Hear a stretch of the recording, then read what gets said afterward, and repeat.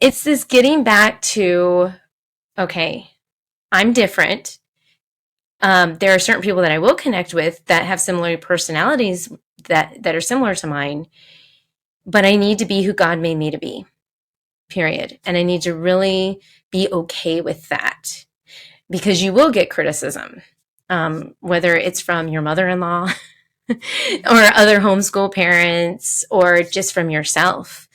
You're going to get that criticism, and then you're going to think something's wrong with you, but then taking that step back and going, okay, who am I? Where is my identity? Is my identity in the public school? Is my identity in what other people think about me?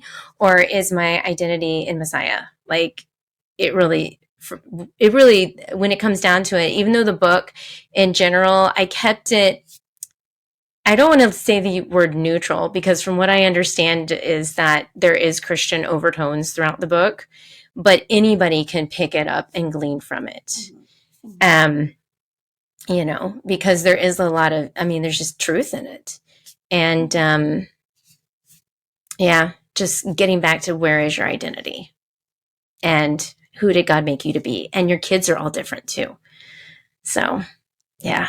No, absolutely. And it was from that part of your book that inspired me to write some of the blog posts that I did. Well, it inspired me to first think about it completely differently in terms of it's not as much who you are as whose you are. And that just Yeah. completely shifted my lens of how I saw things. And that allowed me to go to exhale for just a minute and go, oh, okay. Okay, yep, just going to give that curriculum away. Yep, just going to give that one away. And that's okay. And it also reminded me of something that I knew as a therapist, but forgot as a parent, and then definitely forgot as a teacher now, as a parent teacher. Meet the client where they are. That's what we say all the time in Yeah. therapy. And at the time, I wasn't meeting my child where my child was, and I wasn't meeting myself where I was. I wasn't giving myself permission to let go of what looked really pretty on, different YouTubers or homeschoolers or people in the community, whatever curriculum they were using that looked really shiny and pretty. I've not even been to a homeschool convention yet because I'm afraid that I'll get lured in by some of the other curriculum that's because it's really easy. I'm like, ooh, it's like, going into a bookstore. I'm forbidden to go in, but about once a month. So it's long story short, that's what reframed how I saw things in perspective. It put it back in perspective. And I think that's something that whether you're a homeschooler or a public schooler or just a parent in general, I think you can benefit from having that of it's not who you are, but whose you are. Shift Mm-hmm. the way you see your identity. Shift the way you see yourself Yeah. because it's bigger Yeah, than you.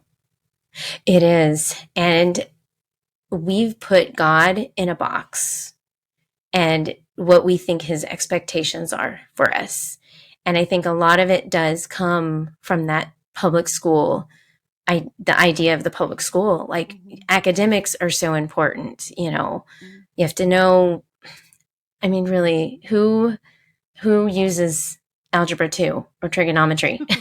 like, but I'm thinking how you treat people is more important than that, like Mm-hmm. character building. And you may not have a kid that's going to be a mathematician, and that's okay, Yeah. you know. So there's just, you have to sit back and pray and meet your child where they're at, like you said. Absolutely. And it's going to be different for every child. And that's okay. And that's Yeah. okay. There is not one way. It's opened a whole world being a homeschooler for the way that you can look at things and for the way to view strengths that this typical public education system would not view as a strength.